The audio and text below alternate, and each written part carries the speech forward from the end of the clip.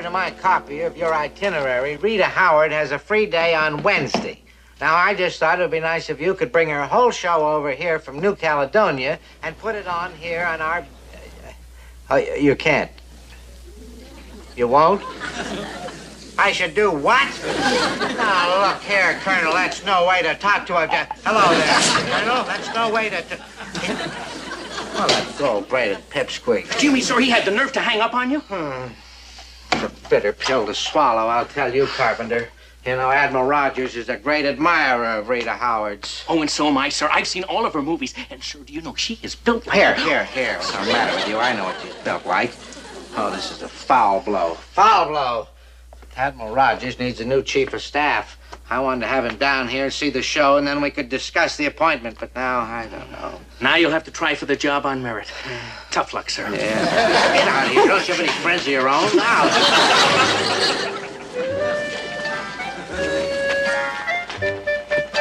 Did you hear that? Rita Howard's in New Caledonia. Wow, what a dame. She's built like a... We know. Boys, that Binghamton steaming. Boy, oh boy, guys, this combat fatigue gag is out. I've just come up with an even better idea. What are you talking about? What gives, Groove? Christy, you got the best handwriting here, right? Come on. We're gonna write our own ticket to New Caledonia. And salute.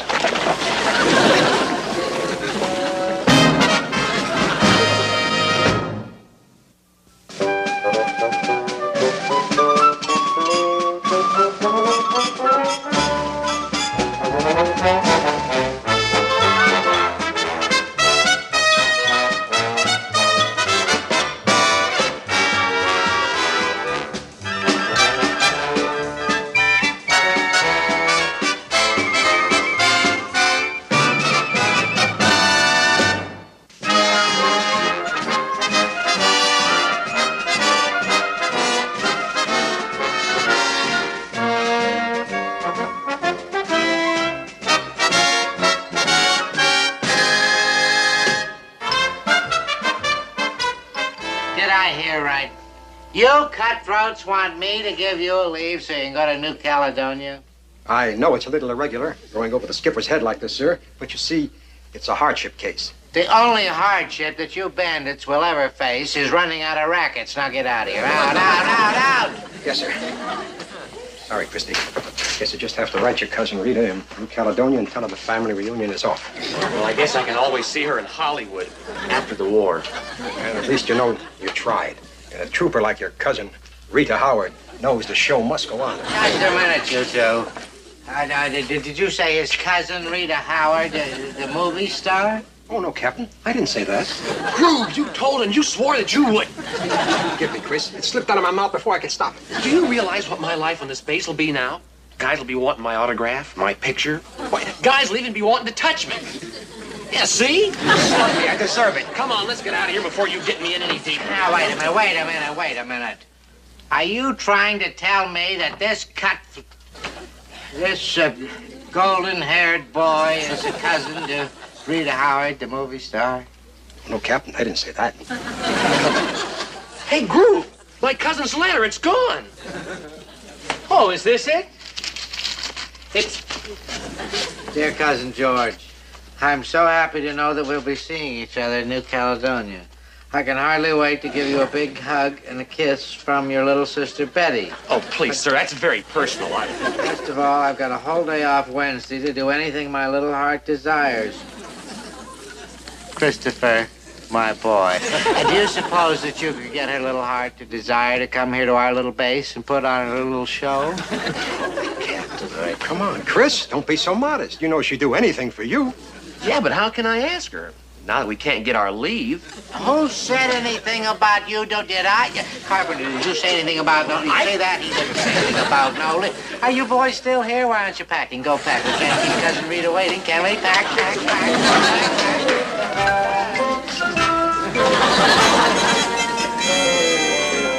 Of all the lame-brained stunts, hold it, you swabs! But it worked. It was a stroke of genius. I'll stroke a genius, you. Christy. Yes, sir? So, All of a sudden, you're a movie star's cousin, huh? Why didn't you go whole hog and make it rin tin tin? We had to do something. If we don't get these souvenirs to New Caledonia, we'll go bankrupt. Yeah, I made a great deal with Sergeant Wojciechowski. He runs the airstrip control tower there. You know, he's given us $3 grand for that bunch of junk. And what do you think Binghamton will give you if Rita Howard doesn't show up? Yeah, I give you 30 days for insubordination and 60 days for false report and 2 years for being absent without leave. Skip, condition red. Binghamton's gig. Oh, no. Boy, hey, Fuji. I know. Head for the hills. Yeah. You come with me.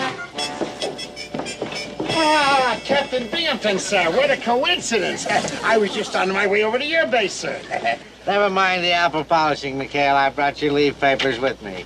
Oh, and now, my boy, I might have a little surprise for you when you get back, like, say, another stripe on that arm.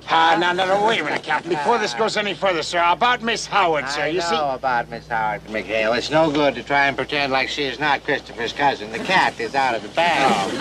Well, I'll try and find it for you, sir. It must be around here somewhere. Here, kitty, kitty, kitty, kitty. I'm going to kill him one of these days. Captain, what I meant, sir, was... I don't care what you meant. My boy, this is a red-letter day in my naval career. A little jumpy boy, you all right? Don't be nervous. Now, I've invited Admiral Rogers over here for the show Wednesday, and I want to tell you he was delighted. He was absolutely delighted. Admiral Rogers, Captain, you shouldn't have done that. I mean, what was it? You see, supposing Miss Howard didn't show up. Yeah, you know, people get laryngitis and broken legs. Yes, and people also get broken necks, plus 60 days in the brig, and that's what you're going to get if Miss Howard doesn't come here and put on her show Wednesday for any reason whatsoever. You read me?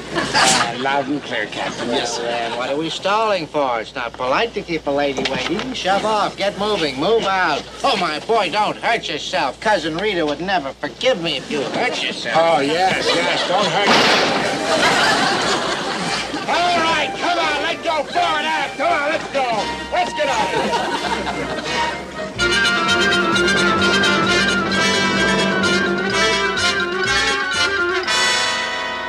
Rita, we want Rita, we want Rita. Hey, wow. Now that's worth fighting a war for. Humba.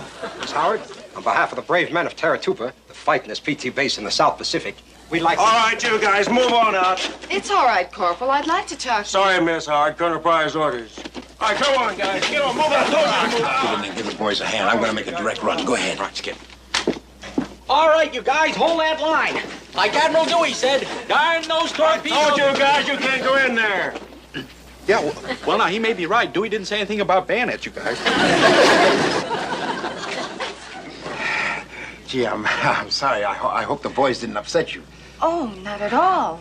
In fact, you'd be surprised how much a thing like this can do for a girl's morale. Commander? McHale, Quint McHale, ma'am. I'm a skipper of the PT-73 out of Taratupa. Look, ma'am, I want to be on a level with you. You see, one of my guys told a whopper to our commanding officer about you being his cousin. Oh? And he also promised that he'd have you on our base tomorrow. And frankly, if we don't deliver, we'll be fed to the sharks. Well, I certainly couldn't let a thing like that happen. First, I'll have to clear it with the brass, and then... Oh, Colonel Pryor. This is Commander McHale from Taratupa. How do you do, sir? Commander? We were just discussing the possibility of bringing our show to his base tomorrow. I'm afraid that's hardly practical, Miss Howard, since we're flying out to Pearl Harbor tomorrow. I thought I made that perfectly clear to that pest Binghamton. Oh, yes, sir. But, Colonel, Taratupa wouldn't be too far out of your way. Maybe you could sit down, say, for about an hour or so? Negative, McHale. Now, if you will, Miss Howard, the general is waiting. Sorry, Commander. I guess we can't fight the Pentagon. Bye, and good luck. Bye, Miss Howard, and thanks for trying. Well, Skip, what do we... Dead. All on account of that Fink colonel. Yeah, he's another Binghamton. All right. Ease off, you guys. I'm trying to think. While you're thinking, Skip, we'll get this stuff over to the airstrip and deliver this junk to Wojciechowski. At least that'll give us bribing money for the guards back at the brig. Wojciechowski! That's it! That's what? What gives, Skip? Hey, Groove, didn't you say that Wojciechowski was the control tower operator here? Right. That's how he gets the worldwide delivery for the trinkets. You see, he lays out the flight plans. Of course! Skip, you're beautiful. Hey, great idea, Skip. Yeah, all we do is get Wojie to reroute Rita's plane to Taratupa. What we gotta do is to figure out a plan to get that colonel out of the action while we...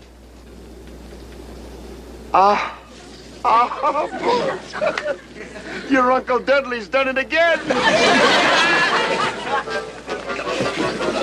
Let's get this stuff over to the airstrip.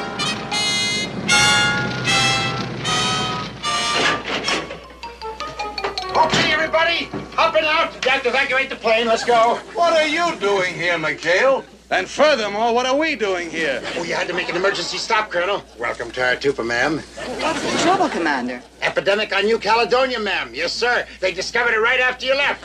So, isn't that right, Doctor? Doctor! Oh, yeah, me. Well, that's why the dreaded cookberry fever struck. Let's move out. Kookaberry fever? Yes, yes, that's right. It's a scourge of the Solomons. Why, the last time it hit, it wiped out thousands, millions, thousands. I didn't think it was a million. No, right, all right. Come on, let's move out. I'd like to say maybe your own. Just a second. Now, who the devil are you? Dr. Park at your service, sir. MD, DM, BBC, AM, and FM. Now, look here, Doctor, whatever your name is, we are not budging until such time... Here again. Here you go, fellas. Come on, here you go.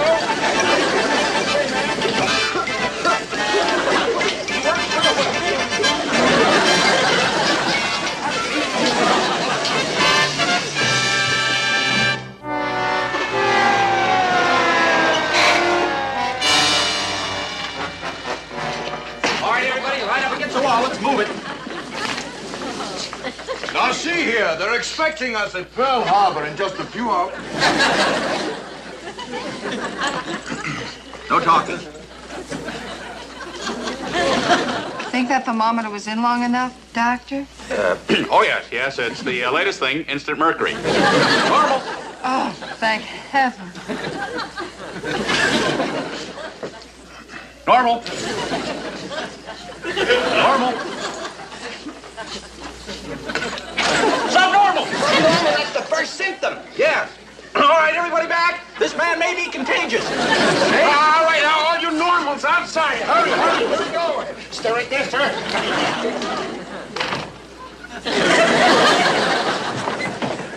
Golly, Miss Howard, you don't know how happy I am that you're all right. Yes, my fans would never forgive me if I died. Oh, kookaberry fever. Instant mercury. You mean you knew it all the time? And you're not sore? You'll put on your act for us?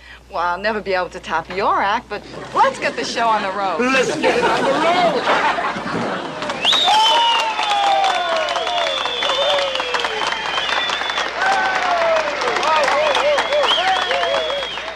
Welcome to Tartufa, Miss Howard. It's the fightingest PT base in the South Pacific. Well, thank you, Captain. Captain Binghamton, isn't it?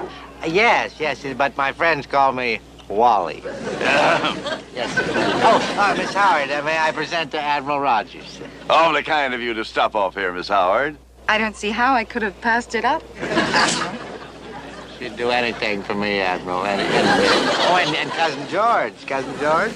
I want to tell you, Miss Howard, this is a fine boy. He's almost like a son to me this morning.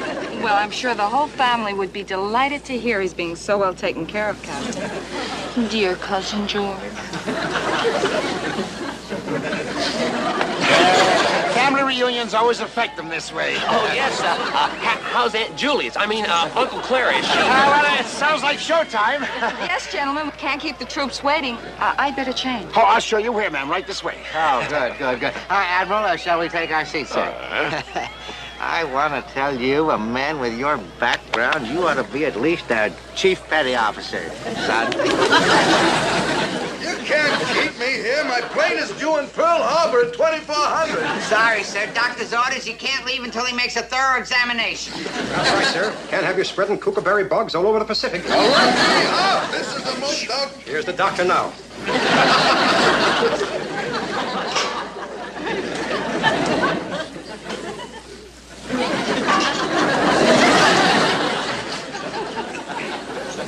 Well, can't be too sterile, you know, around the hospital.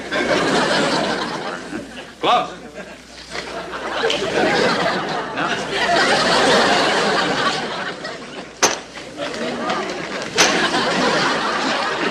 We never use them in combat anyway. No. Take a look here. here? Pardon me, boy. Now, where does it hurt? Where does what hurt? I never felt better in my life. Oh, fine. Classic symptom, no pain. Well, now, we're just going to take a look here. Give me a light, please. You'll just lie forward. Face just straight up, please. Thank you. Wait. Another light. Now, let's see. There you are.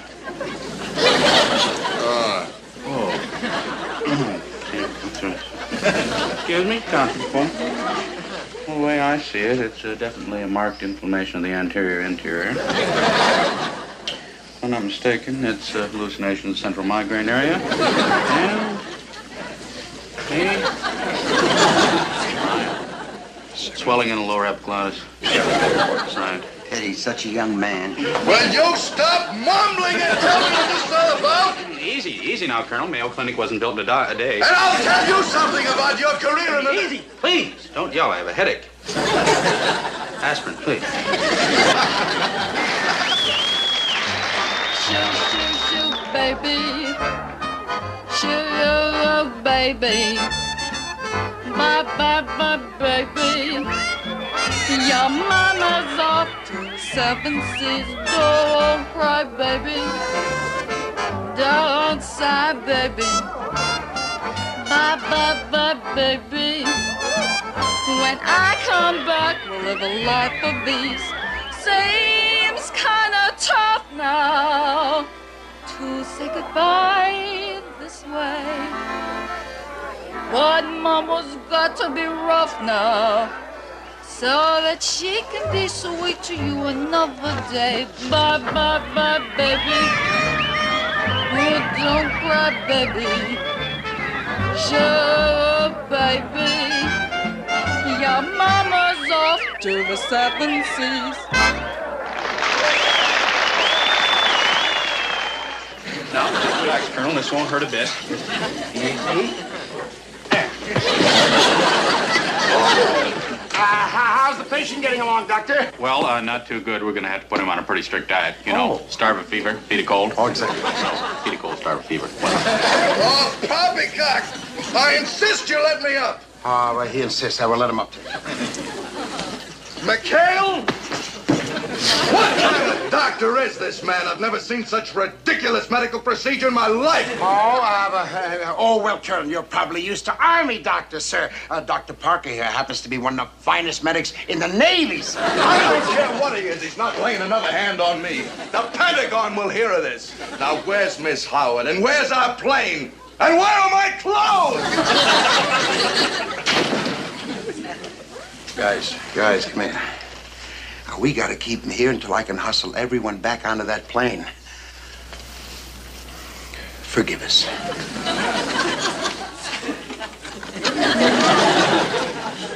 Skip, we can't do this. He's a colonel. Why, what do you want us to try? You can try anything you want. After all, you're the doctor, aren't you? Oh, yeah. Just keep him in that dressing room. See you later, boys. Yeah, well, I'm the doctor.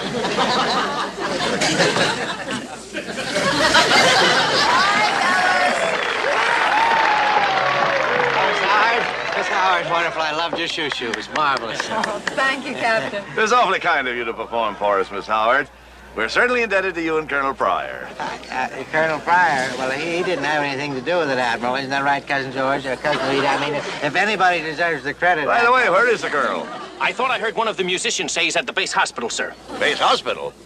Well, Binghamton, maybe you'd better get over there and see if there's anything wrong. Oh, well, I don't think that's necessary, Admiral. No, I don't think that's necessary either, Admiral. In fact, I was planning on escorting Rita here, Miss Howard, to the officers' club. Show her a little sample of Taratupa hospitality. Well, I will attend to that little chore myself. Meanwhile, you set your course for the hospital and see what's wrong with the colonel. Howard? Aye, sir.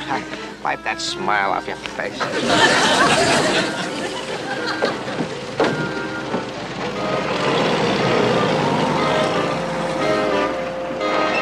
They're heading for the hospital. What? Hey, Kip! Down! Captain Binghamton, down, go! Let's get in here. Come on. Get in here.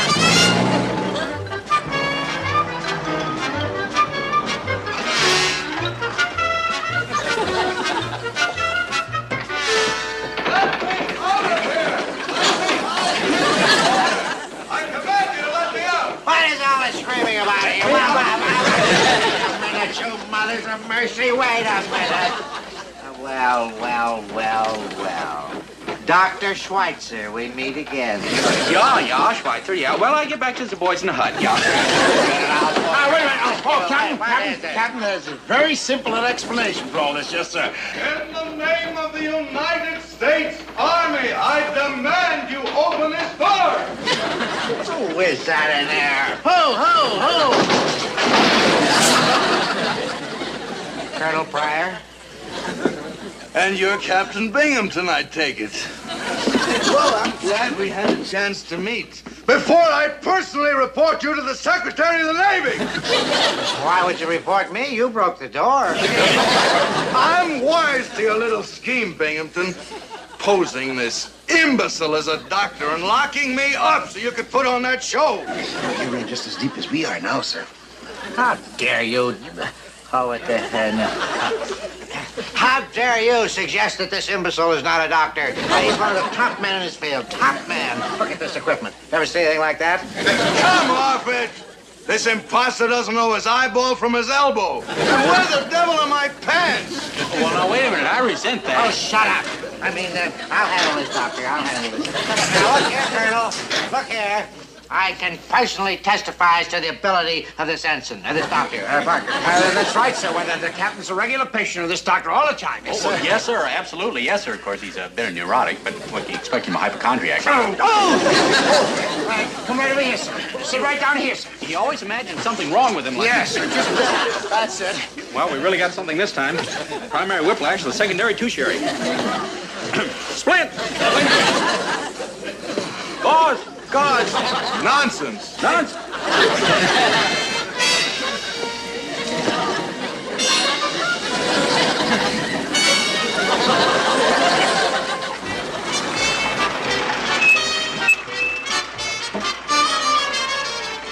Hey, Skip, it's Admiral Rogers. He's heading this way. Admiral Rogers is coming here? Good! Then I can press my charges to him directly. Chuck!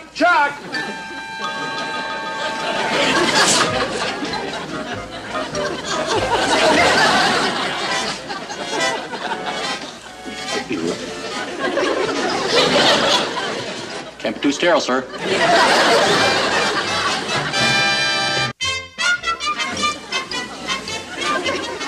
Now, what's going on here, Binghamton? I was told you were having a little trouble. No trouble, sir. Whatever gave you that idea? Sir, Colonel Pryor at your service. I have a long list of serious charges to file against these men. For openers, they tried to pass off this nitwit Parker as a doctor. Is that a fact, sir? Well, Colonel, I'll have you know that Dr. Parker here is one of the finest young medics in my command. I wouldn't think of having anyone else touch my ulcer. You wouldn't? Colonel, I'll give you exactly 10 seconds to change your mind and head for that plane. Or so help me. By the time it takes you to get there, you'll be a buck private. Yes, sir. And put on your pants. You'll have a uniform. Colonel, before you start pressing any charges, Colonel, I want you to know I had nothing to do with this. Oh? Well, then, McHale, I guess you have to take all the credit. Me, sir? Certainly. I have been practically hysterical ever since Miss Howard told me the story. It's about time someone put that pompous colonel in his place. Well done, Commander. Your plan was sheer genius. Oh, that was good. Bye-bye, go.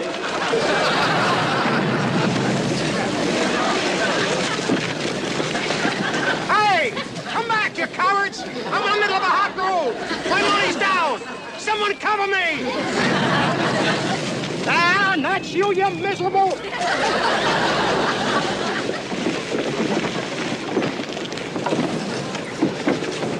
Hey, you guys, we finished the game Saturday night, McHale's Island. Okay, group, we'll be there. Don't forget, McHale's Island Saturday night. Where were you bums last week when I was losing?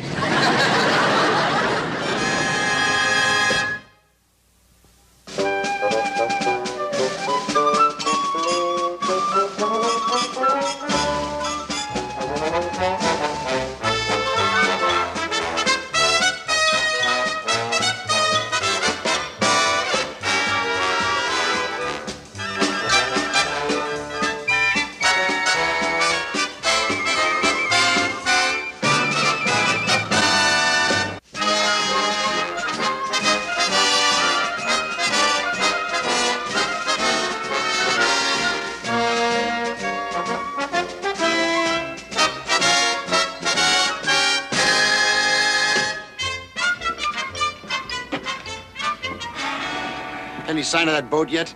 Nothing yet, Skip. Well, you don't suppose something could have happened to those guys, do you? Oh, gee, I hope not. Because I want to have the pleasure of murdering those creeps myself.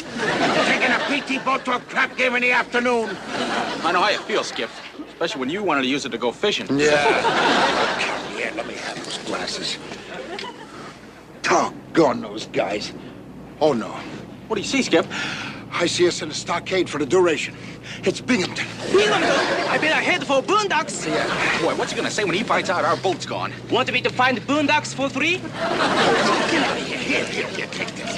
No, easy.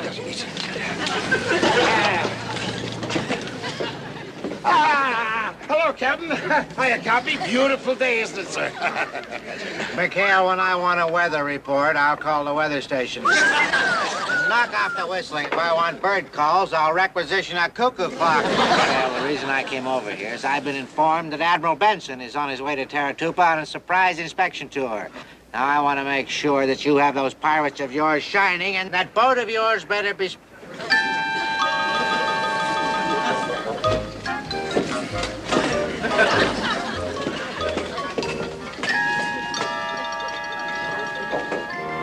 Where's the boat? The boat? The boat? Yes, the boat. You remember the boat, don't you? It's the little gray thing, has a motor inside it, has 7-3 painted on the side. You remember that? Oh, that boat! And you want to know what happened to it? I'd like to, yes. Well, now, I was here just a minute ago. Hey, guys, anybody down there? Well, now, isn't that funny how a big thing like that could disappear? Now, I can understand a collar button, but you can't... Oh, he'll never get through this war if the nips don't get him. I will. Where? How about, it's on a mission, yes, sir. It's on a special reconnaissance mission. That's right, Binghamton, sir. Look, there's the 73 boat, and it's coming this way. Hi, Carpenter. I don't understand. Get back here. Not a word out of you two. Don't you tell them that we're here. I'm going to find out where that boat really was. No signals.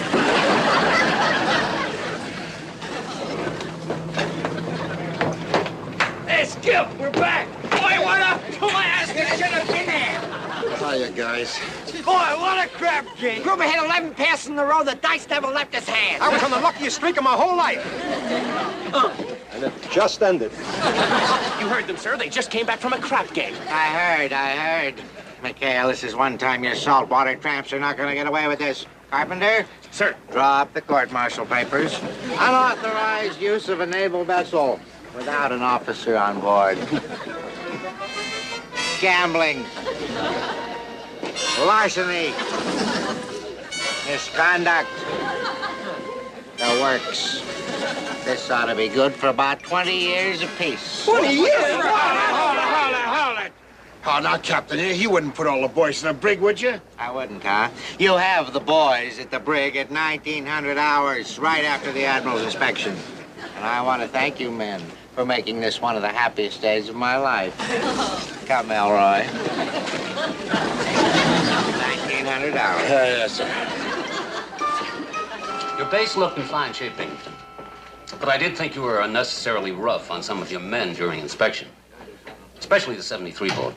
Oh, well, you don't know those men like I know them, Admiral. No, you've got to be ruthless with those men. If you're not, they'll walk all over you. Well, personally, I believe that the only kind of officer who moves ahead is one who gains the affection and love of those under him. Well, that's the way I operate, sir. That's the way I feel about it. I'm ruthless, but lovable. Why, as a matter of fact, I'm like a father to my men.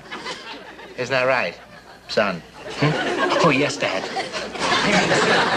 I've always prided myself on the affection that my men had for me. When I left my command to move up to Fleet, my men threw me a testimonial dinner. Gave me this watch. Oh. Would you believe it? The men on my base are throwing me a testimonial dinner? Really? When? When? Well, Saturday, Admiral. It's just too bad you won't be here, sir. But I'll write you a letter. I'll let you know how big a watch I get. You know something, Binghamton? I might just come back for that. You might? For that, you would... Well, we'd be delighted to have you, sir, if you would come back. We'll save you a seat on the dais. Well, I have to shove off. See you Saturday. Captain Binghamton, I don't understand. Nobody's throwing a testimonial for you on Saturday. Oh, I'll just stand there, you nitwit. You go out and throw me a testimonial. Well, it's about time you got here. How are the plans coming for my testimonial dinner? How many people are going to be there? 300, 400, how many? Speak up. I started a list, sir. There'll probably be just two. 200? Well, that's a lot less than I counted on. 200. Not 200, sir, just two. You and me. Out of the whole base, you can only get 2 people to come to my... Do you realize that we're going to be outnumbered by the waiters? What kind of a testimonial dinner is that? Why? I'm sorry, sir. I did make a mistake. There will be more, sir. Oh, that's better. I forgot the admiral. The admiral is... Oh, I'm ruined. A testimonial dinner for 2 people? This is a disaster. Captain, it's just too bad you're not on good terms with Commander McHale. You know how good he is at throwing all sorts of parties. McHale? I'd do better going to the Japanese, especially after this morning. Perhaps if you made up to him in some way, like forgetting those charges, sir? Are you suggesting that a captain in the United States Navy would stoop to blackmail? 2, 3, 4. 1, 2, 3, 4. Come on, straighten up. 1, 2, 3, 4. 1, 2, 3. Come on, straighten up there. Come on, stay in line, you guys. Well, don't just stand there. Get my hat. Open the door. Do something to earn your pay. How much are you getting, anyway? McHale, you. You who? Hold it, you guys, hold it. What now, Captain? How are you boys doing here? You out for a little constitutional? Constitutional? We're on our way to the stockade where you ordered us to go. Oh, yes, of course. But there's no hurry about that, after all. I mean, it's open 24 hours a day. Boys, I've been thinking about it, and I was thinking, after all, what is the big crime you did? What was so terrible? So they took a boat out without an officer. Now, I know the Navy frowns on that, but I don't think that's so bad, do you? Well, now, I don't think that's so bad either, Captain. You know they do it all the time, don't you, Skip? But they'll never do it again. Oh, I believe you, Chuck. I believe. In fact, I'm so sure you're right, I might even drop the charges. Oh? Captain, when you want to do something nice for us, there's only one sure thing for us to do. What's that? Prisoners, halt! Halt, now, I'm trying to be friendly, man. Halt, man, please. Halt, man, please, for heaven's sake, halt. All right, Captain, lay your cards on the table. Now, what's this all about? All right, McHale, I'll give it to you, and I'll give it to you straight. I'm in a spot, and I need the help of you and your men. I need a testimonial dinner, and I need it this Saturday night. Testimonial? A dinner for you? Boy, does that mean you're retiring? No, that doesn't mean I'm retiring, you perch. I mean, I thought it would be nice if the men on this base here made a little demonstration of their feelings towards me. He doesn't want a testimonial. He wants a riot. All right, stand at attention. You've had your little laugh, now I'm gonna have mine. McHale, I need that dinner, and I want it for Saturday night. I get it, and I drop the charges. I don't get it, and you won't see these cutthroats again till World War III. Now, what do you say? Well, Captain, you just bought yourself a dinner. That's very nice of you, McHale. Shall we say Saturday, your place? Yeah. All right, a dinner at 7-ish? 7. Oh, and McHale, let's make it a very big turnout, shall we? I want to feel quite well loved. Goodbye, dear heart. Bye. Bye-bye, sir. Bye. Bye. Skipper, you can't be serious. We'll go to a party for old Leadbottom. Listen, that's like giving a testimonial for Jack the Ripper. Yeah, besides, Saturday night is definitely out. I got a mob of the guys coming over to finish up the big crap game. You what? Well, I had to come somewhere after those nip planes came down. Oh, you bird brain, you! It's on account of you and your galloping dominoes that we're in this kind of a mess. Look, boy, you better get rid of that game and fast. You hear me, mister? Oh, but Skipper... Stow it, Gruber! You'll need all the con you can get, boy, in order to get enough swabbies to come to Binghamton's testimonial. Whether we like it or not, you guys, we're in the banquet business. And you better give us the wholesale rate, you hear me? Well, how's you guys do? They ran from me so fast you'd think I had something catching. How many did you get for the captain's dinner, Grube? Hey, look at that list of names. Hey, they're all coming? Nah, these are all guys who took a shot at me. Bringing them all up on charges. Hey, here comes the skip and Mr. Parker. Maybe they had better luck. Well, there's no sense in asking how you guys made out. It's written all over your faces. How'd you make out, Skipper? With your drag, you must have really lined them up. Maggie's drawers. When the captain ordered a big turnout for this thing, too, you guys. Well, I could have gotten 50 guys if it had been for Binghamton's wake. Look, Skipper, as long as we can't get the testimonial going, what do you say we call the crap game on again? Oh, come on. At least give us a chance to raise enough money to get a cheap lawyer. That's something. We can't get one guy to go to Binghamton's testimonial, yet Gruber can get all the guys he wants to go to a crap game. Hey, Chuck, you may have just saved the day. Well, I always try and be helpful in time of, what to do. Gruber, break out those bones again, boy. You're gonna have that crap game. You mean it, Skipper? Yes, sir. What about the testimonial? That's on again, too. We're gonna run it to him together. Crap game testimonial? Well, it's a wild idea, but it's our only chance. Look, all we need to do is to get those dice jockeys over here and make Binghamton think that they came over for his dinner.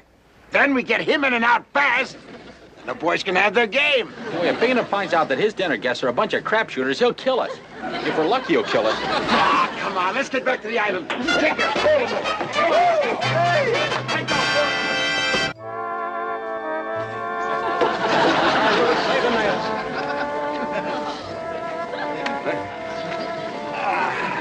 Captain Binghamton, we love you?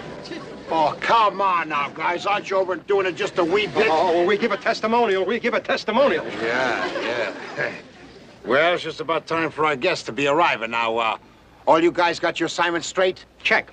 I'll be down at the dock to tip off the action boys from the fleet when they arrive. And as soon as they all get here, then we start the testimonial. Then we get the testimonial over quick so we can get rid of Binghamton. As soon as Binghamton leaves. Look, I don't care what you do after Binghamton leaves, but as long as he's here, I want you guys to stay in line. You hear me? Change the sign. Roger, Wilco, 7 and out. Here he comes. Chuck, let's go down and greet our honored guest.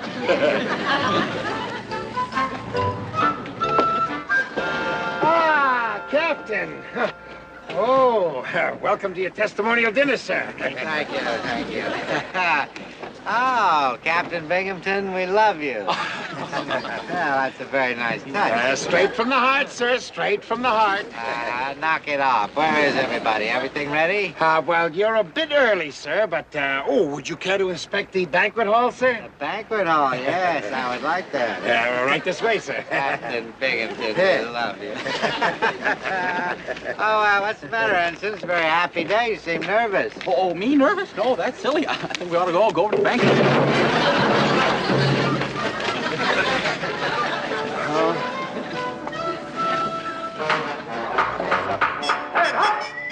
As you were, man, as you were. What a delightful surprise this is, McHale. Certainly have a lot of seats. Yes, sir. We're expecting quite a crowd, sir. Oh, quite a crowd. And the best you could do is dinner for two. Sorry, sir, but I'll only believe it when I see it. Begging your pardon, Skipper, but there are several boatloads of men arriving at the dock, sir. Boy? Yes, Did sir. you say boatloads? Oh, yes, sir, several. Oh, several boatloads. Well, you didn't trust them. Oh, I'd like to... McHale, maybe we better go outside. I'll greet my guests. Oh, that's a good idea, Captain. The sooner we get them in, the sooner we get the testimonial over with. Right this way, sir.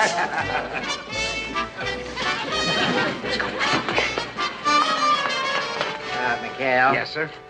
This is a solid gold watch, which the men will present to me as a token of their esteem and affection. Now, here, Parker. Oh, thank you very much, sir. I already have one, but boy, I'll sure cherish this. You give the watch to me.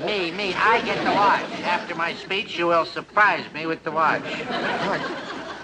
Parker, I think during the surprises, it might be effective if you would have tears in your eyes. Yes, sir. I cry very easily, sir. Yes, sir. If you'd like, I could throw a little tantrum.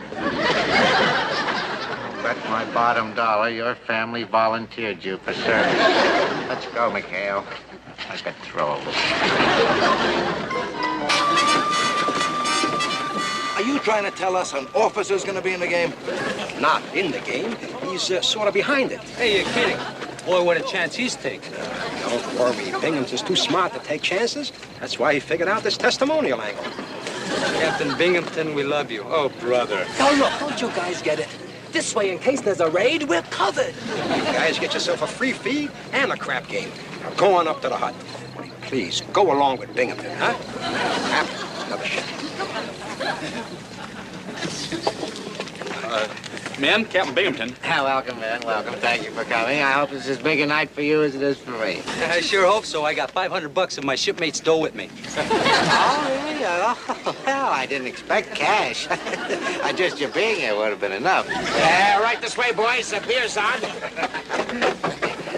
Is he on a level? You really didn't expect cash? This is the first time since I've been in the Navy that my credit was good in a crap game. Right this way. Hold it! Come on, matey. Let's make it with the testimonial. Yeah, come on. We'll have all night. Come on. Beer. Lots of beer up there.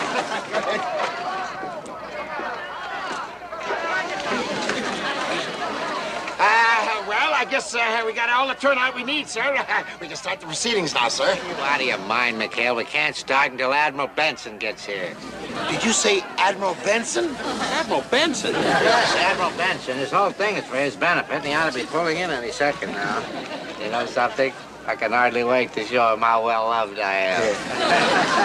All right? Yes, sir. Well, now what are we going to do, Skip? Well, we gotta stall these guys and then until the Admiral shows up. But Skipper, those characters are getting mighty restless. They're coming for a little action. Well, look, they gotta keep their shirts on or we'll have more action around here than the Battle of Midway. Chuck, look, you go ahead inside and start a speech. That's it. Almost like you're gonna start the testimonial. Anything but keep them in their seats. Gruber, you help out. Go ahead. I'll stay here with lovable old Wally. Go on. What am I going to say? Go away here. Hold it, you peasants. As you were. We're going to start the proceedings. Thank you, and greetings. Well, of course, you all know why we're gathered here today. Yeah, that's right. Come on, EO 11. That's right. We're all here to pay tribute to Yahoo 11. We're all here to pay tribute to our beloved leader, Captain Wallace B. Binghamton. Hey, what's the B stand for? Boxcars. No, it stands for Burton. Come on, now ease off, you swabs. Remember our deal. Look, we're tired of waiting. We came here to play. Now I'm shooting 50. Who'll face? I'll take a piece. Knock it off, you guys. Make me.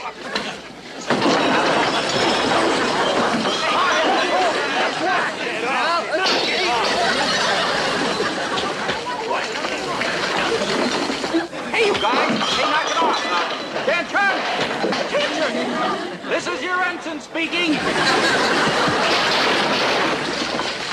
Sir, why don't we go ahead and have the testimony, and then you can tell all about it to the Admiral later at the Officers Club. No, that won't do. I want the Admiral to see for himself how my men love me. Oh, yes, sir. But sir, the men from the fleet have to get back to their ships, and I think we should really hurry it along. On the other hand, sir, there's really no reason to hurry it. Why don't we go to the Officers Club and wait for the Admiral? Or what do you say, sir? Making a bit of sense, huh? What is that racket up there? What is that? Racket? What racket is that, sir? You know darn well what racket. Well, I guess the men must be getting a little anxious. Yes, sir. They're probably going to start the testimonial without you, sir. You're right about them starting. They just threw out the first Marine. Up there on the double. Yes, sir. Columbia, the gem of the ocean, the home of the free and the brave. Brave and the free. Hi, Captain. Boy, they're sure loving it. Getting a little carried away, though. Water in the bloopers. Oh, you guys, come on, knock it off. Cut it out. Hey! Uh-oh, it's the captain. Hey, it's Binghamton. That's right, it's Binghamton. Now, hear this. This is your captain speaking. Get on, rats! Every mother's son of you! This is the most outrageous, the most despicable, the most disgraceful! Shut up! What's the beef? So we had a little fight. You're getting your cut of the game. Come on, Captain. We'll get you all cleaned up and then we'll come back and have dinner. Yeah, and I got a lot of wonderful things to say about you yet, too. And I got to surprise you with your watch.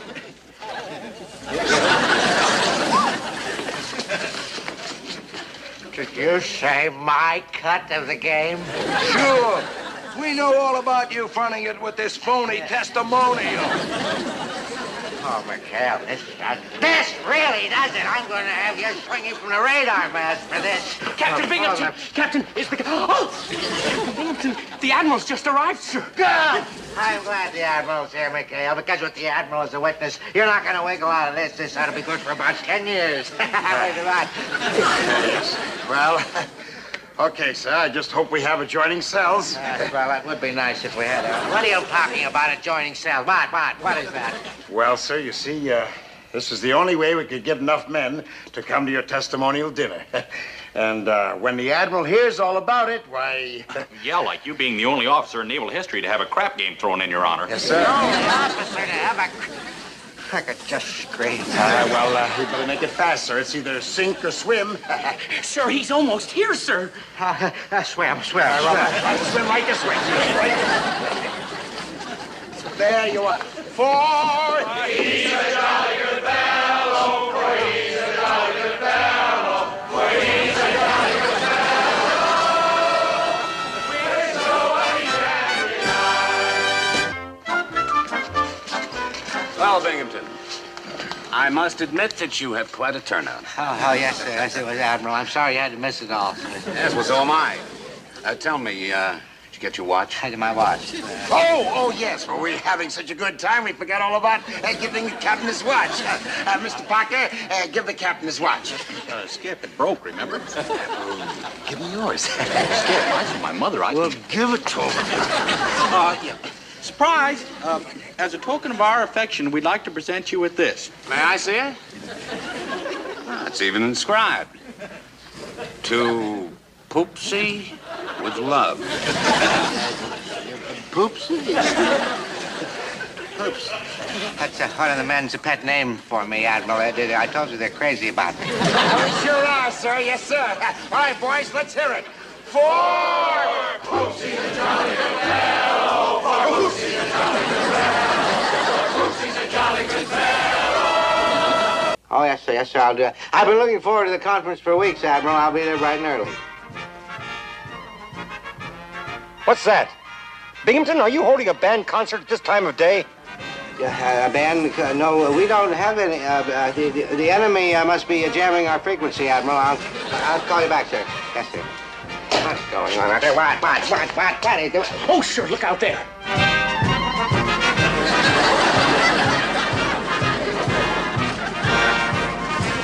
What in the name of Nimitz is that? Coming Friday, the PT-73 Follies? McHale has dreamed up another way to sabotage the war effort, but he won't get away with it. Be brave, sir.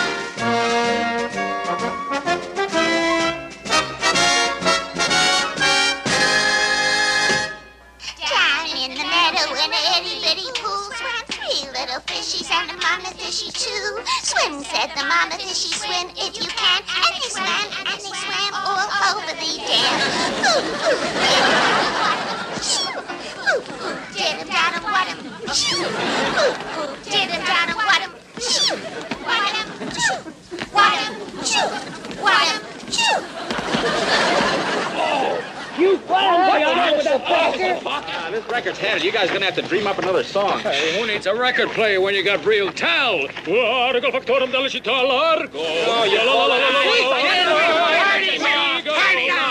Pipe down. Now I'm gonna take over, saying I'm gonna run this whole show. Nobody's gonna stop me. See, yeah, 'cause I'm the guy around here. If anyone tries to stop me, I go pop, pop, pop, pop, pop, pop, yeah. You don't have to get sore about it, Tink. I mean, you know. I ain't sore, Mr. Parker. That's my imitation of Edward G. Robinson. I do about 50 more. Guess who this is? Mr. Christian. Mr. Christian, come here, or I'll have you lashed to the mast. Who is it, Betty Grable? Hey, you with our button shoes. Come on, guys. Parker, your worries are over. Look what I whipped up. A real, genuine, homemade gazika box. Oh, you didn't have to go to all that trouble. I mean, just a few card tricks would have done, you know. Card tricks? Why, that's strictly for the peasants. With this, I make a beautiful girl disappear. Here, Mr. Parker, step in the box. Oh, no, wait a minute. I'm not a beautiful girl. I'm an officer and a gentleman. Oh, so for the sake of the demonstration, we'll pretend you just got your commission in the waves, huh? Well, why don't you take one of the ladies? I mean... Easy. Well, yeah, you coming? Toes in. Good. Say, wait, Booge. Now, knife. Behold, a miracle. You'll never get What are you worried about, fellas? It's all entertaining. Oh, throw it on your side. No. Perfect. Hi, gang. Hello, girls. Where's the great Ziegfeld? Mr. Parker, he's in the box. What is this thing, an instant suicide kit? Oh, relax, Skip. A few passes of the magic cape, and Mr. Parker is gone. Abracadabra, abracadabra. Sheriff, are you all right? What are you trying to do, get rid of my executive officer? I can explain it. This was too much abra, not enough cadabra. Abracadabra, but... The box was too big, the answer was too small. The answer was too small, the box was too big. Well, old girl, it's back to the drawing boards. We're still stuck for an opening act, Skip. How about me? I can tell plenty funny Japanese jokes if Skip doesn't be my straight man. Okay, Uncle Milty, go ahead. Oh, boy, this better be good.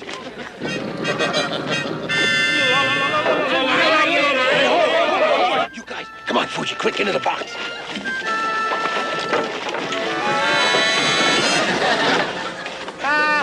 Hello there, Captain. How are you, sir?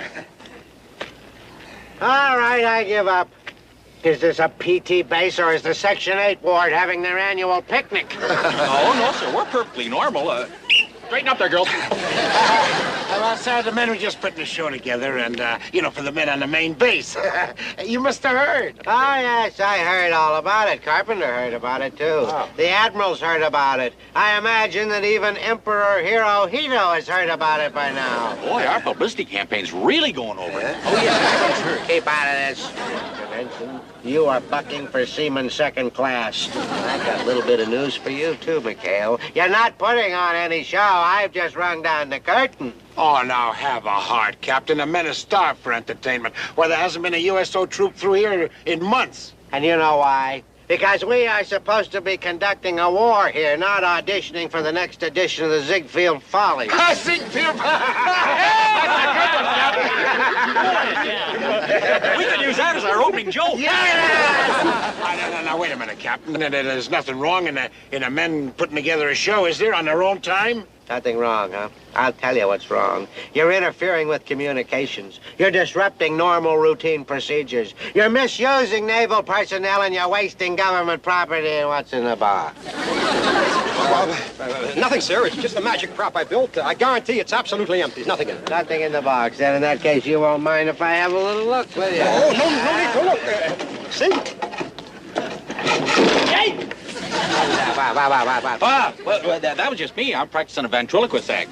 Watch. Yay! See, my lips didn't even move. Ventriloquist. You wouldn't even make a good dummy.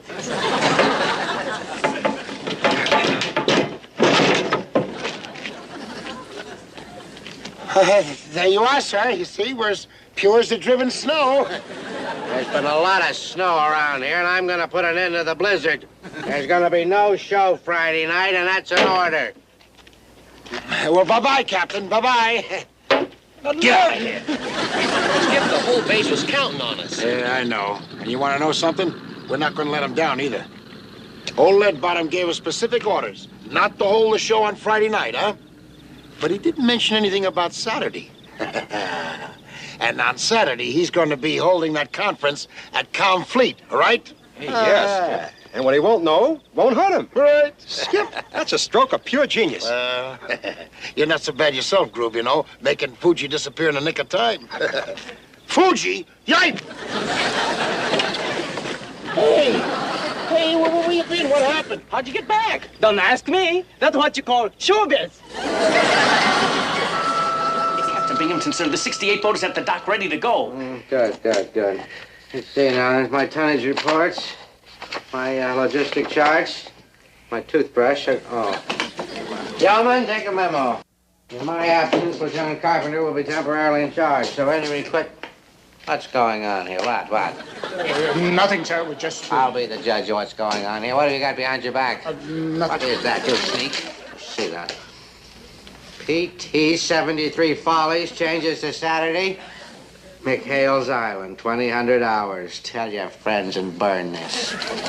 So those pirates refuse to take no for an answer, do they? They think they're going to put on their South Seas sideshow in spite of my orders, huh? But, sir, what about your conference? And the 68 boat is waiting. Batten your hatch. That was 68 boat. I won't be needing them. Yes. Put down the phone when I'm talking to you. South Sea Schuberts think they can cross Wally Binghamton and get away with it, huh? I'll show them.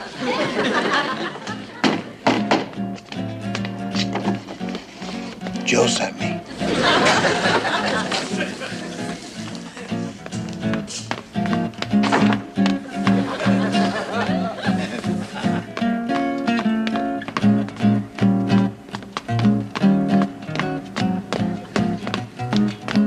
But how about these souvenirs? How am I supposed to peddle these at double last year's prices? Simple. With every native trinket, you give him one of these. A genuine French postcard. Aha! So that's why you money-grubbing eight balls wanted to put on this show, so you can make a killing during intermission. But Skip, no harm in just trying to make expenses. Yeah. And no jacking up the prices either. And that phony French postcards. Oh, but Skip, they ain't phony. Here, look for yourself. Yeah. A picture of General de Gaulle? Yes, we gotta live up to our advertising. Binghamton's coming. And I'm going. Skip. Hey, Binghamton's coming. Boy, if he finds out we're putting on the show. Well, he's not gonna find out. Come on, you guys, cover this up. And let's get out of here. And remember, act natural, or our next performance will be on a rock pile. Let's go. Oh, hello there, Captain. What brings you out here in these parts, sir? Yeah, we thought you'd be on the way to the conference by now. Well, I'm leaving in a few minutes. Oh, well, happy sailing, sir. Yeah, bye-bye, so long, bon voyage, all that. I intend to bon voyage because you men are going to take me. Yeah, we're taking you. We're taking you. We can't do that, sir. Oh, yes, you can. I'm going to kill two birds with one stone. I'm going to ride up to Comfleet on the 73, and at the same time, I'll make sure that your little peep show doesn't go on. Okay, Captain, so you got the goods on us. But have a heart. The boys have worked hard on this show, and the men over in the main base deserve some entertainment, sir. Yeah, besides, the house is all sold out. It's SRO. Yeah. That's standing room only. I know what SRO is. And you men being the old troopers that you are, I'm sure you've heard that expression, the war must go on.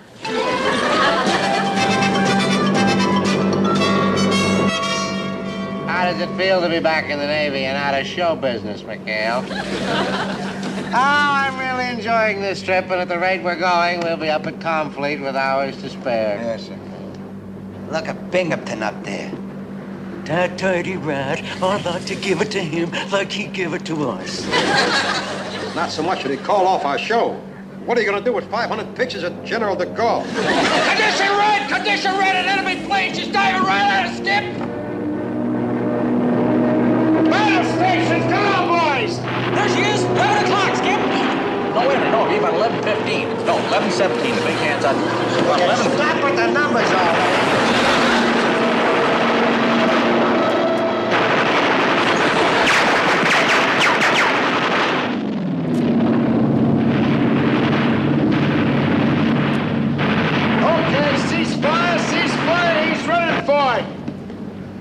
Everybody okay back there?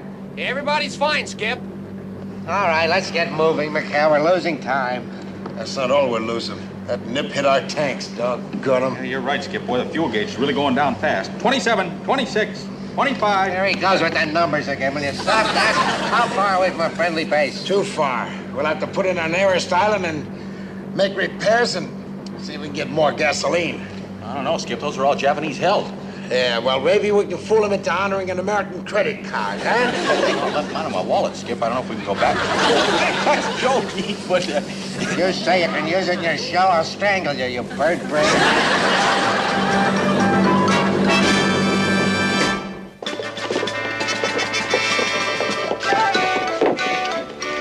All right, men. Let's go find us some gasoline, but remember, keep your eyes open. This island is just crawling with nips. Come on, let's go. I'll lead you.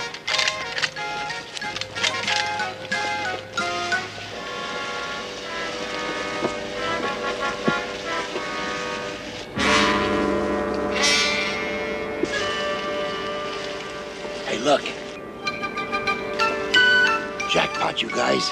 There's their fuel dump. Hey, the winner.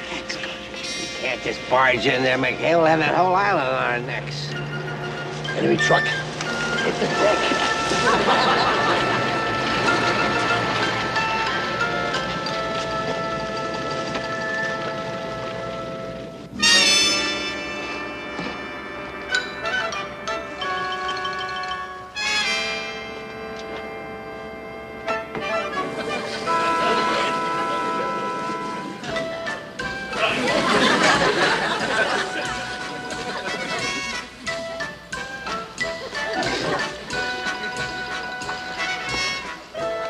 Hey, what do you know? They got goof-offs in their army, too.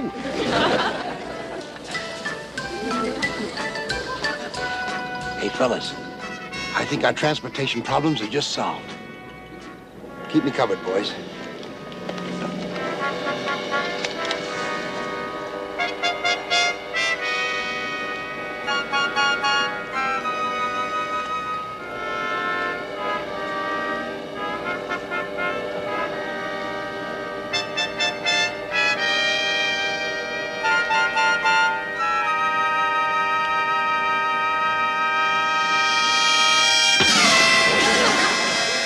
Okay, guys, come on. Hey, nice going, Skip. Yeah. That's brilliant. What do we do now? Drive up to the Nips and tell them to fill in with high test? Oh, I'd settle for regular, sir. Hey, Skip! Hey, get a load of this cargo. Yeah. Hatashi Kabuki players, Osaka. Hey, how about that? Hey, we must have hijacked a bunch of nip minstrels. Look at all this stuff. Wigs, makeup. It's even got magic props. Must be a Japanese USO show on the island. Uh-huh. Show business again. No wonder they're losing the war. Now, just a minute, sir. Boys, let's get this truck right in the bushes. Tie up that driver. Captain, I know you're against show business, but I feel that this is going to be our ticket right into that fuel dump. Come on, boys. Let's get going. I got an idea.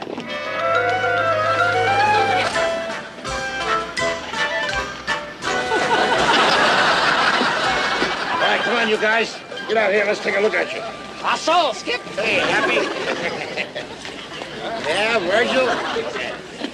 Yeah, Christy? I'm Willie, Skip. Oh, Christy. Oh. Hey. Hey, Drew. Take care. How about that? We are ready, O Honorable Skipper-san. Which way to the geese? All right. Knock it off, you miserable minstrels. Where's Mr. Parker? Come on, Skip.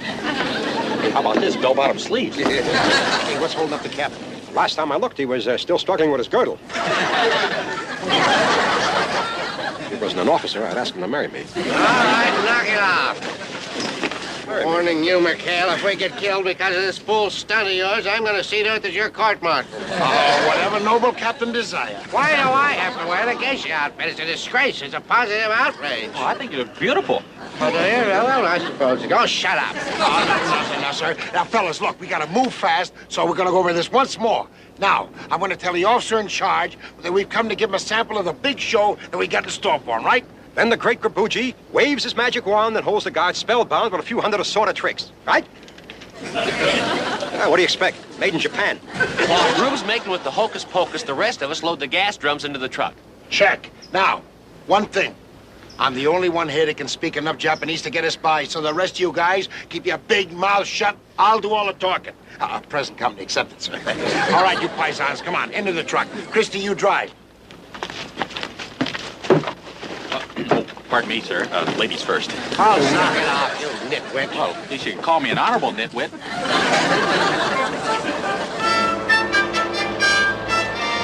Quiet, quiet! 貴様たちの要件は何だ?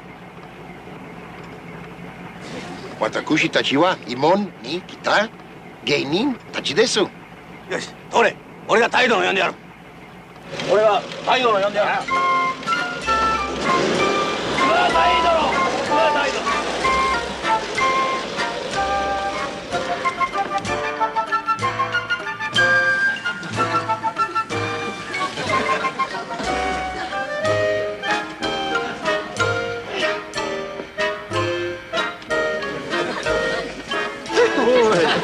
喜びよ。なんじゃあこれ田舎の芸者だ。Don't pay any attention to him, sir. You don't want him to think you're that kind of girl. Okay, Sunrise, he fell for it.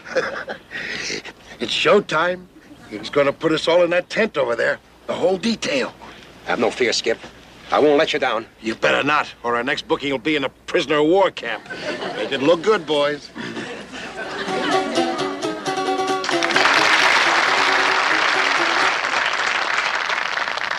Shohei no minasan, Tokyo de Yumena, Grubiji o shokai shimasu. あれだな。沖縄かどうかから来た。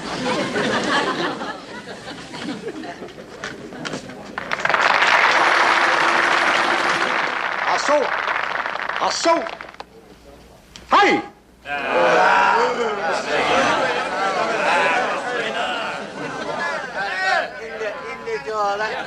Oh!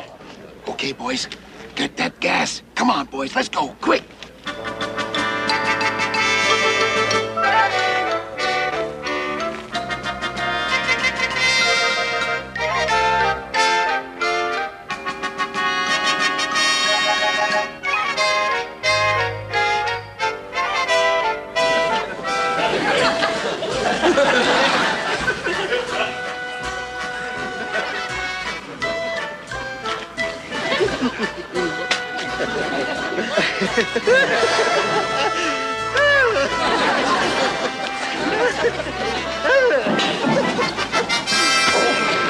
All right, get rid of him on the double. You men get that fuel in the truck.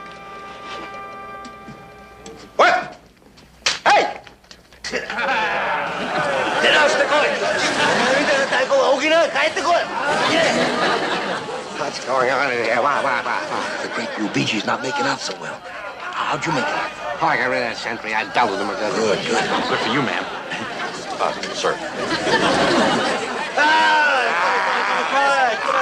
Ingrates. What do they want for nothing? Now they want another act. We haven't got any more to give them. Boy, too bad we aren't fighting the French. I mean, at least I could sing Farajaka. French, Japanese, what's the difference? You numbskull, go out there and hum it. Yeah, come on, go ahead out there, go ahead.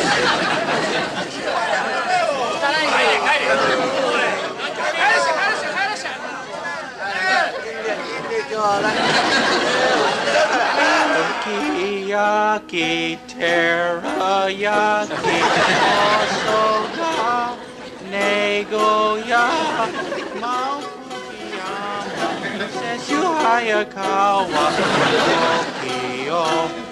Tokyo.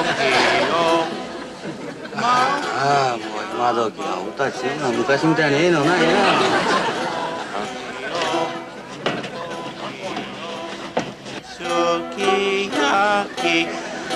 そんな出来損ない追い出せ。おざみが出して。あ、芸者を呼んでこいよ。そうだ。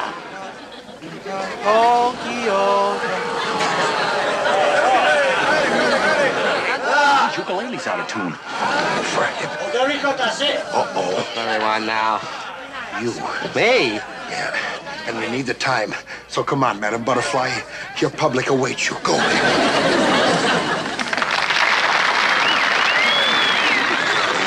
He had been startled by a loud noise at birth and never quite recovered.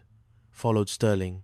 Percy was officially the station's second in command, though his primary duties usually involved tripping over his own shadow and getting his head stuck in the automated cafeteria dispensers. In the med bay, Barnacles lay draped in a thermal blanket, looking like a very miserable space walrus. Anote, you malenate.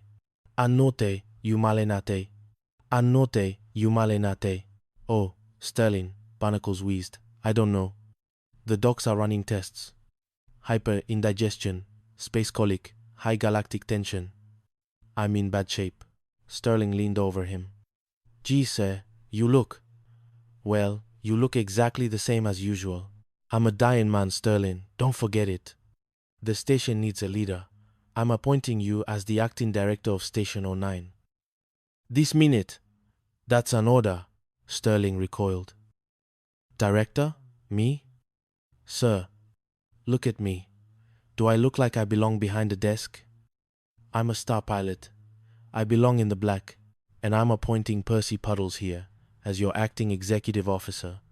Barnacles added with a wicked glint in his eye. Oh boy, did you hear that, Skipper? Percy beamed, his visor fogging up with excitement.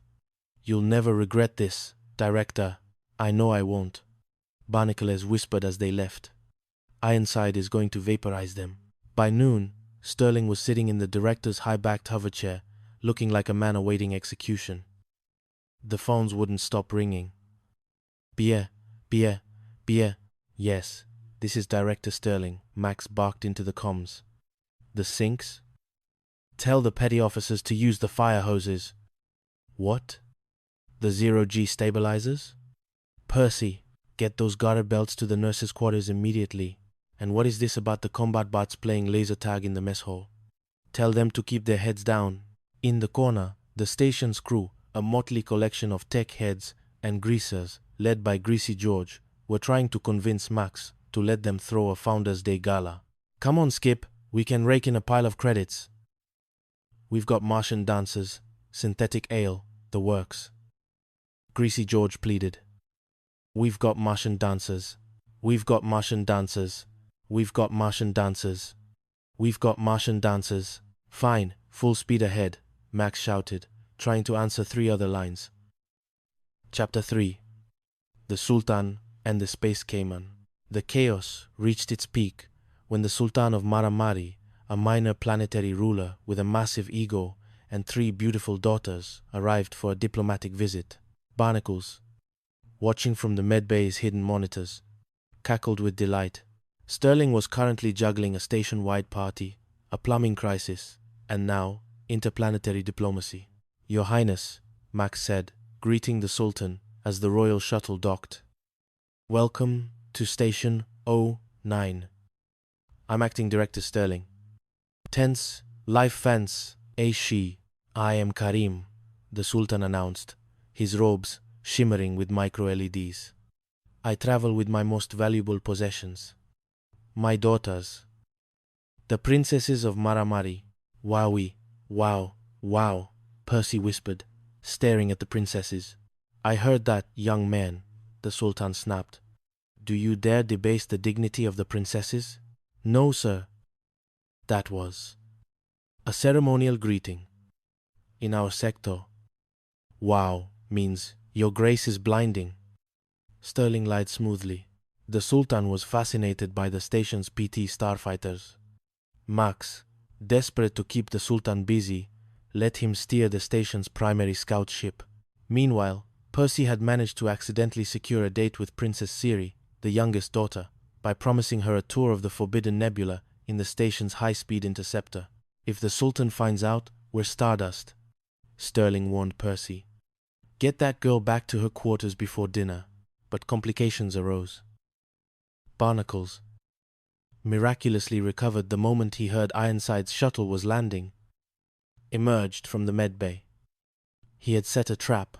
He had planted a wallet full of marked Chronos credits. The station's payroll. In the lower decks, hoping Sterling's crew would steal it. Instead, the wallet was found by Sydney. Sydney was not a person. Sydney was a genetically modified space cayman, a 3-meter-long reptilian mascot that the crew had rescued from a smuggler's ship. Sydney had a peculiar fondness for Percy's synthetic peanut butter sandwiches and a bad habit of swallowing shiny objects. "Skip!" Sydney's back. Percy screamed, running into the command deck. "And he ate the director." "What?" Max yelled. "No, I mean, he ate the director's wallet. I found him in the vent, with the director's ID card in his mouth." Barnacles arrived, flanked by Inspector Ironside. "Sterling, I've got you now. Theft of the base payroll, $62,000 in Kronos credits. Where is the money?" "Sir, I hate to say this," Max said, hiding a smirk, "but Sydney stole it." "Sydney is a space caiman. An alligator? A code name for your thievery?" Ironside roared. "I want to see this." Sydney, Chapter 4. The glee gas and the fitness board. The situation was dire. Percy was being threatened with a fitness evaluation, a bureaucratic process that usually ended in being shot into a sun in an escape pod. To save him, the crew hatched a plan involving Euphoria X, a highly concentrated laughing gas used in the station's dental wing. "If we get Barnacles in a good mood, he'll cancel the hearing," Max explained. They pumped the gas through the ventilation into the director's office just as the hearing began. Within minutes, Barnacles wasn't screaming. He was giggling. "Oh, Percy Worsey." Barnacles laughed, wiping tears from his eyes. "You torpedoed a garbage scout because you thought it was a cloaked enemy? That's hilarious. I love potato peels. They have so much personality." "Sir?" Toady asked, confused. "You said he was a disgrace." "A disgrace? No, he's a barrel of fun. Send a message to the High Command. Cancel the evaluation. Percy is my bingy-winky friend." However, the gas wore off just as Inspector Ironside walked in. "Director Barnacles," Ironside said sternly, "I have heard reports of you dancing on tabletops and calling your officers snookums. Is this a naval base or a madhouse?" Barnacles, now coming down from the gas and feeling incredibly nauseous, tried to recover. "Sir, it was an exercise. A morale-building exercise. It looked like a Roman orgy," Ironside grumbled. "Now, where is this space caiman and the payroll?" Chapter 5. The Court-Martial of a Reptile. The trial of the century took place in the station's main hangar. Sydney the Space Caiman sat in a reinforced titanium cage, looking bored. Percy acted as the defense attorney. "Your Honor," Percy said, addressed to Ironside, "my client, Sydney, has had a very unhappy childhood. He was raised by smugglers. He didn't know the wallet was the station's payroll. He thought it was a snack." "I object," Barnacles screamed. "You can't call a lizard a client. He's a thief. He's a monster. He stole my ID. Did you, or did you not, call Sydney stupid earlier today, Director?" Percy asked. "Yes. He's a stupid reptile." "I object." "You're hurting his feelings," Percy cried. "Sydney, tell the court the truth. Canvas." At that moment, Sydney let out a massive belch. A small, saliva-covered canvas bag flew out of his mouth and landed at Ironside's feet. It was the payroll. Ironside opened the bag. "Wait a minute. These bills are marked. Property of Director Barnacles. Trap for Sterling." "Director, were you trying to frame your own officers using the base payroll?" Barnacles turned pale. "Aye, it was a test. A loyalty test." "It was a trap," Percy shouted. "He tried to frame a poor, defenseless space caiman." Ironside stood up. "Director Barnacles, your conduct is disgraceful. And as for you, Puddles, any man who can stand in the face of a space caiman and argue for its civil rights has the courage I look for in a combat officer." Chapter 6. Friday the 13th in the Gilded Nebula. Peace or the Station, 09 version of it, returned. But the crew was still superstitious. It was Friday the 13th, and the station's primary transport ship, the 7-3, Vortex, was acting up. "It's a jinxed ship, Skip," Greasy George wailed. "I read a report. Originally, this ship was the 1-3, Doom. Every crew that flew her vanished into the gilded nebula. Barnacles, desperate for one last revenge, had faked the report to scare the crew into requesting transfers so he could replace them with droids. "We're ghosts, George," Max joked. "If Barnacles wants to play with ghosts, we'll give him some." That night, the crew used holographic projectors and the station's internal comms to haunt the director. "Barnacles," a voice echoed through his bedroom. "I am the ghost of the 1-3. Doom. Give us the transfers. We need them for our records in the great beyond." Barnacles, terrified, threw the transfer papers out into the hall. "Take them, just leave me alone." The next morning, Max walked into the office, the papers in hand. "Morning, Director. Found these in the hall. Glad you decided to stay our signatures. We'd hate to leave." Barnacles looked at Max, then at the ghostly holographic projector sticking out of Max's pocket. "McHale. Sterling. Love you too. Benji Winky." Max grinned.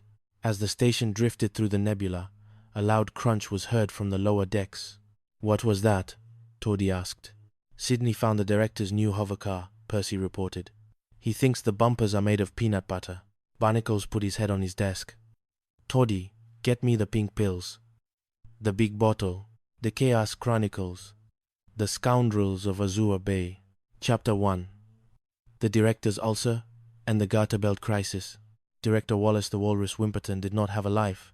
He had a series of escalating medical emergencies disguised as administrative duties. He sat in his mahogany-paneled office at the Azure Bay Naval Outpost, a remote tropical island that was supposed to be a strategic stronghold, but felt more like a high-budget daycare for the criminally eccentric. "Garter belts," Wimperton shrieked, his face turning a shade of purple that matched the local sunset. "You are the head of logistics. Pringle, if the field nurses need specialized silk support hosiery, you don't file a 3-copy report, you snap to it. You shake a leg, metaphorically, for heaven's sake." Junior Officer Percy Pringle, a man whose primary relationship with gravity was one of mutual hostility, stood at a precarious tilt. "Sir, the supply chain is complicated. The shipment of support garments was mislabeled as experimental parachute cords. Half the tactical team is currently rappelling down cliffs with lace-trimmed elastic." Wimperton groaned, clutching his stomach. His acid levels were currently capable of melting through a submarine's hull. But the Garter belts were a minor skirmish compared to the nuclear war approaching on the horizon. "I just got word from the High Command," Wimperton whispered, his voice trembling. "The man doesn't have a soul. He has a checklist of human failures, and my name is at the top in bold, italicized font." He looked around his office. The sinks in the officers' club were backing up with what appeared to be grey sludge. The guards were playing poker with official ammunition. And his star commander, Maverick Mav McCoy, was currently operating a black market tropical smoothie bar out of the engine room of the Shanty Shark, the outpost's primary interceptor vessel. "I can't face him," Wimperton moaned, reaching for a bottle of white pills that he consumed like candy. "If I were sick, genuinely, medically incapacitated, I could appoint an acting director. Someone else would have to explain why the ammunition smells like mango passion fruit." His eyes drifted to the window, where Commander Mav McCoy was currently teaching a parrot to whistle the national anthem of a country that didn't exist. "Sir," Pringle suggested, "you could appoint Commander McCoy as acting director. He'd run wild, of course, but slaughter would destroy him. It would be a professional suicide bombing." Wimperton's eyes lit up. "Pringle, you're a genius. A bumbling, incompetent genius. Call the medic. I feel a faint coming on. A big one." Chapter 2. The Acting Director's Reign of Terror. Commander Mav McCoy was a man who viewed military regulations as helpful suggestions for people with no imagination. When he was summoned to the director's bedside and told he was now in charge of Azure Bay, he didn't blink. "The director is incapacitated?" Mav asked, looking at Wimperton, who was currently lying on a gurney, overacting his fainting spell with the dramatic flair of a silent movie star. "Terribly ill," Wimperton wheezed. "McCoy, the burden is yours. Protect the outpost. Impress the admiral. Don't let the sinks overflow. Don't you worry, Walrus, Mav said, patting Wimperton's hand with terrifying sincerity. I'll run this place my way. Total freedom. Full speed ahead. We're going to turn this outpost into a 5-star resort before Slaughter's plane touches down. As soon as Mav left the room, Wimperton sat up and grinned. He fell for it. Now, when Slaughter sees the resort, McCoy will be court-martialed before dinner. What followed was 72 hours of absolute, unmitigated joy for the crew of the Shanty Shark.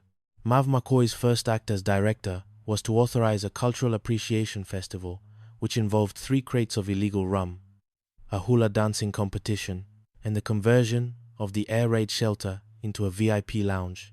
Meanwhile, Pringle was having a crisis.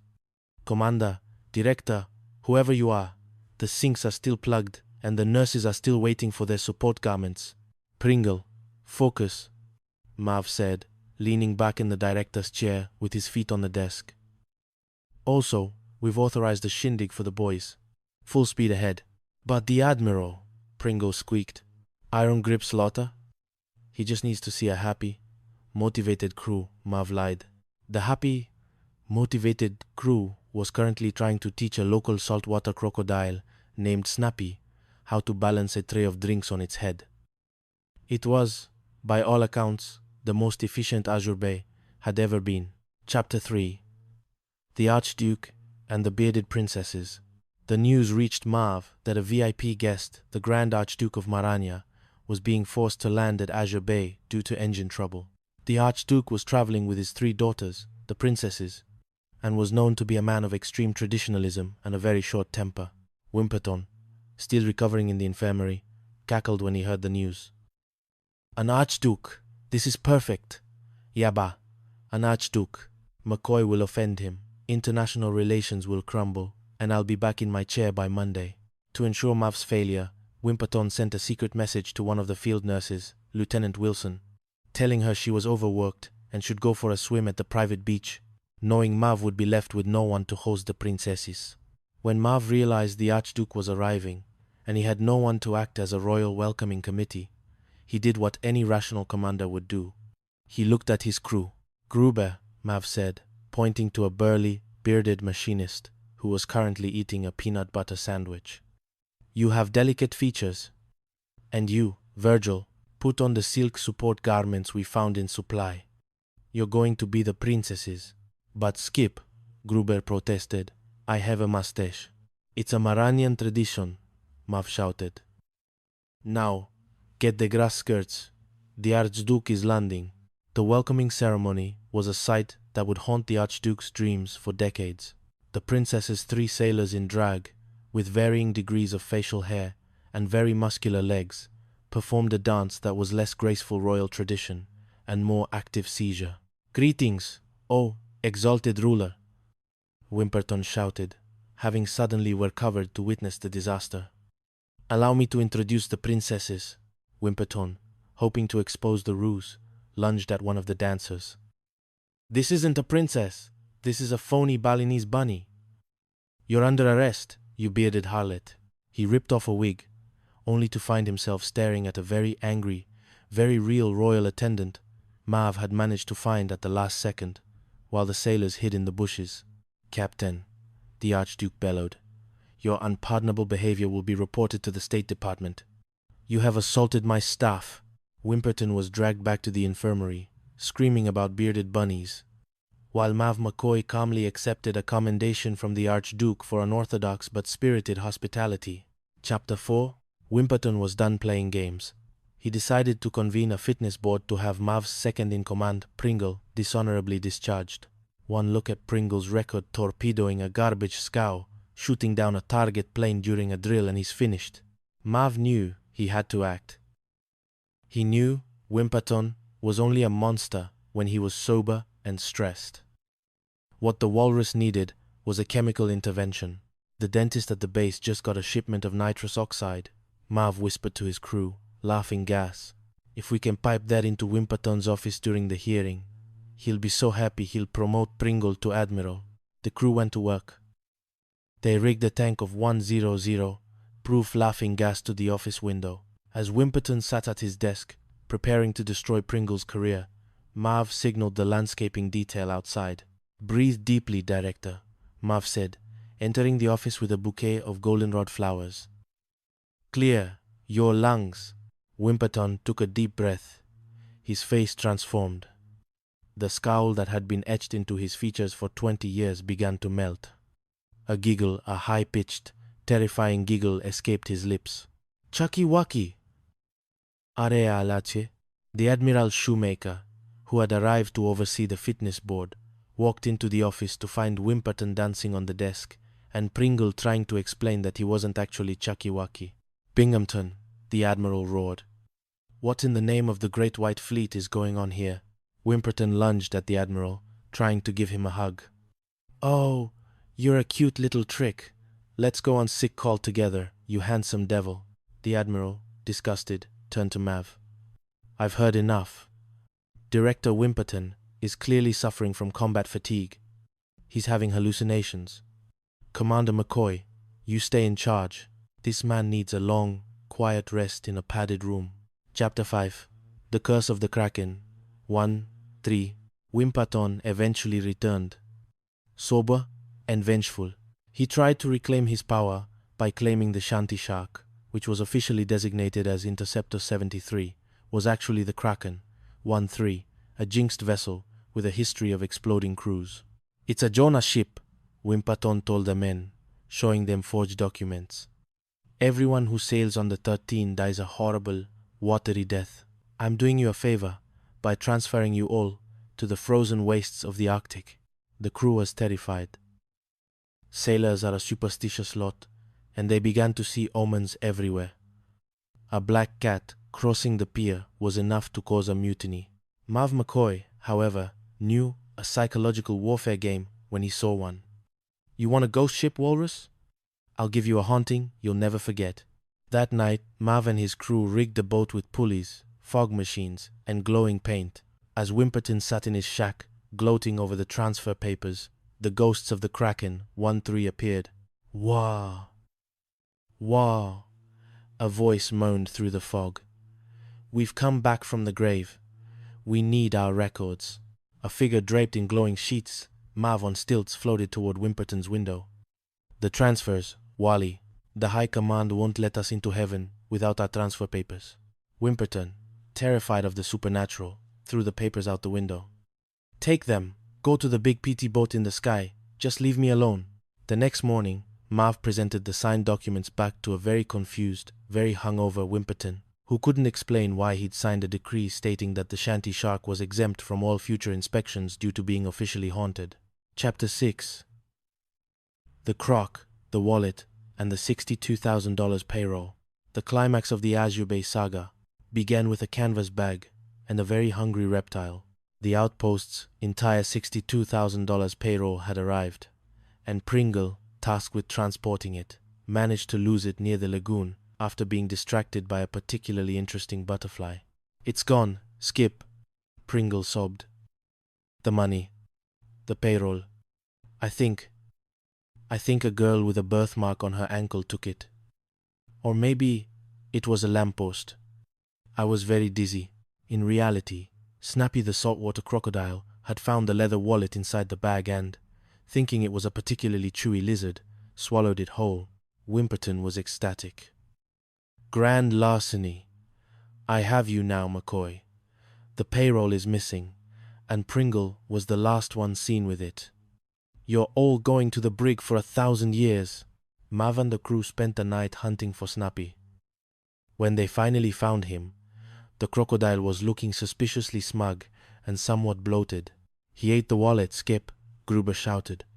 "I can see the outline of the director's ID card in his throat." The trial was a circus. Wimperton acted as the prosecutor, pacing the courtroom. "I intend to prove that this thieving ensign stole my wallet. He's a crooked one, a toothpaste-stealing viper." "I object," Pringle shouted. "The witness is an alligator, and he has an unhappy childhood." "Order," the judge screamed. "McCoy, what is this?"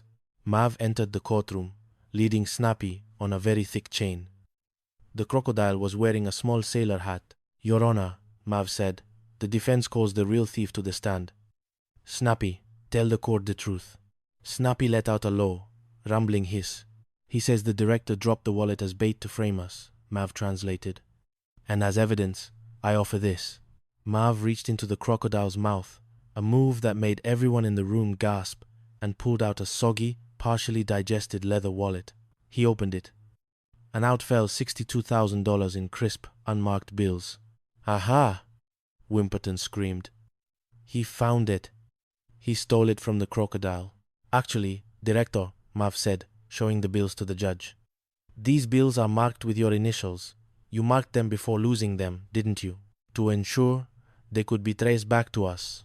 The judge looked at the bills. Director Wimperton, framing your own officers using the base payroll is a serious offense.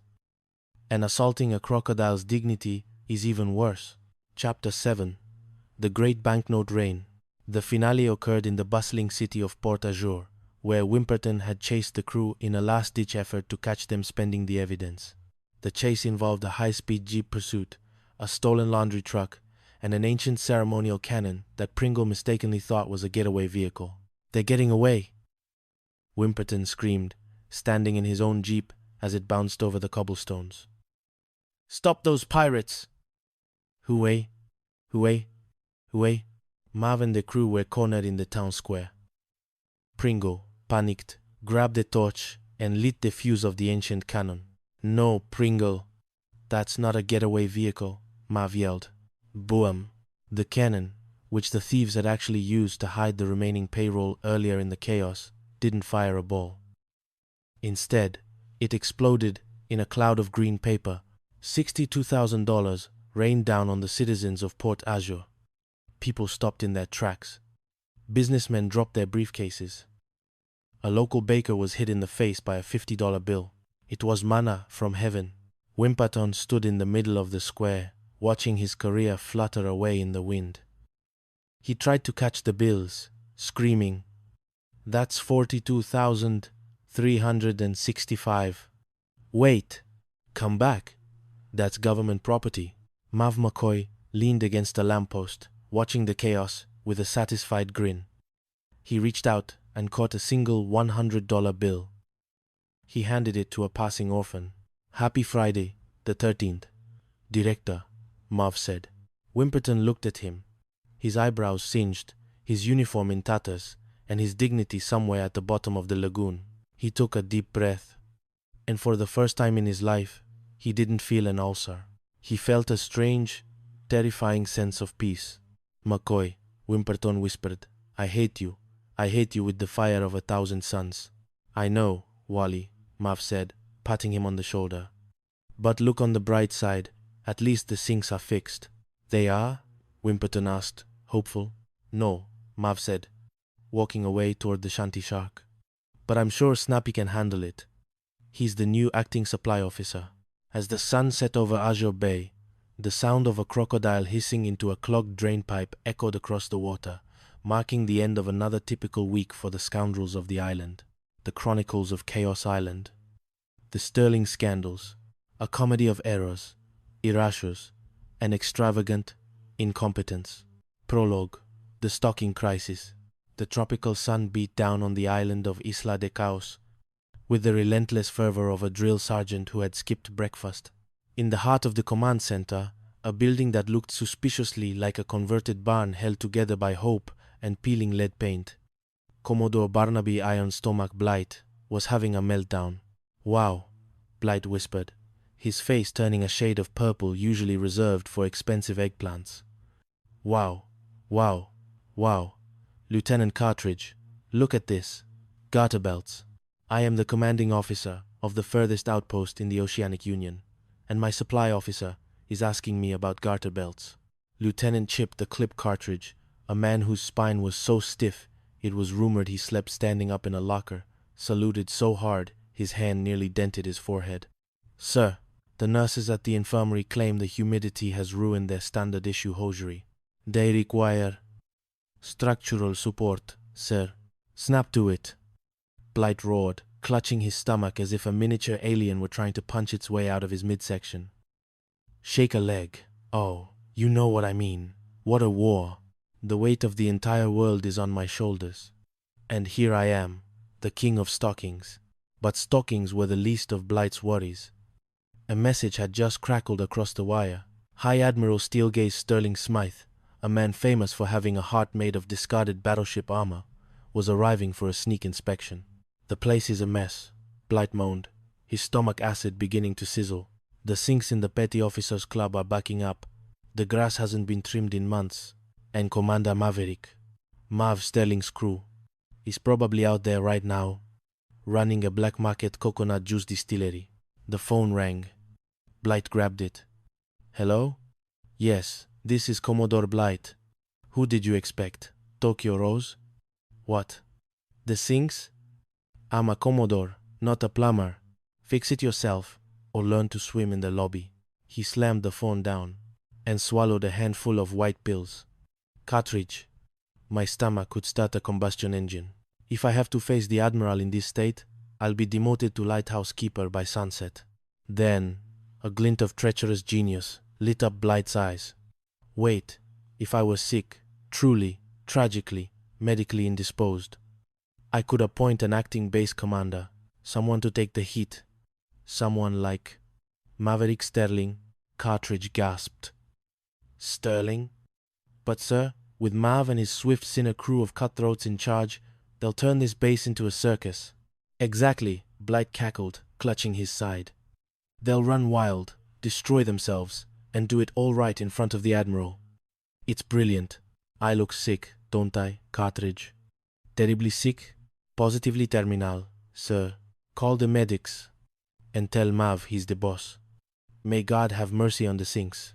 Chapter 1. The Accidental Admiral. Commander Maverick Mav Sterling was a man who viewed military regulations as suggestions written by people who didn't understand the value of a good lounge chair.